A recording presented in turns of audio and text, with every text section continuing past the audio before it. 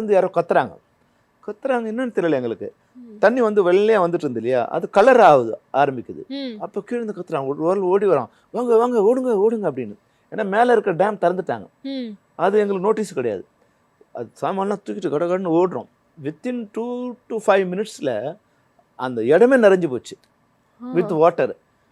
Camera கழிட்டு வரத்துக்குள்ள வந்து வெளியே வந்துட்டோம். வந்தால் ஒரு ½ hourல தண்ணி முடிஞ்சிடுச்சு. இப்போ எங்கள் க்ரேன் இருக்கு இல்லையா, அது ஒரு 2-3 டன் வெயிட் இருக்கும். அது 1.5 கிலோமீட்டர் தள்ளி இருக்கு அந்த க்ரேன்.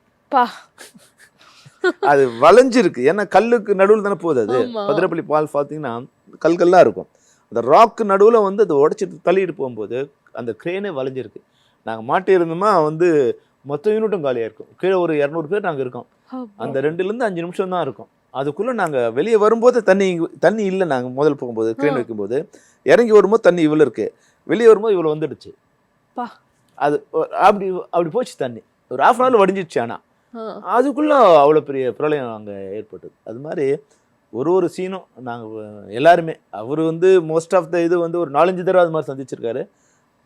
யூனிட் வந்து ஒரு 2-3 தடவை நடந்திருக்கோம். நான் ஒரு 100 தடவை சந்திச்சிருப்பேன்.